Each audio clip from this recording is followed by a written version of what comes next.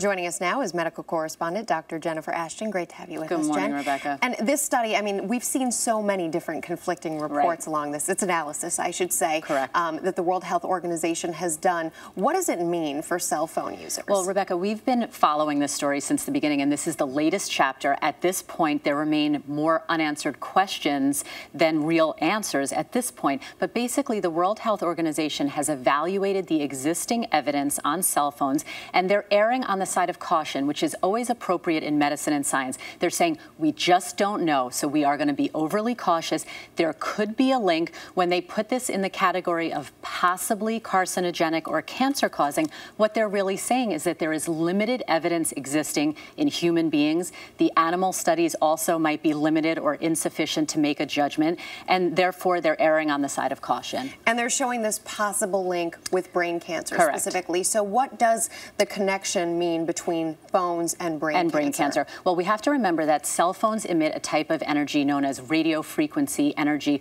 It's like a microwave, basically. And when you're talking about that, recent studies have shown that cell phone use can change the way the brain cells use sugar or glucose. It can affect that type of metabolism. If it's prolonged use and high frequency use, pardon the pun, there can potentially be cellular changes. Now, when you look at brain cancer, Rebecca, you have to understand that the cell phone use in the world has gone up dramatically over the past decade.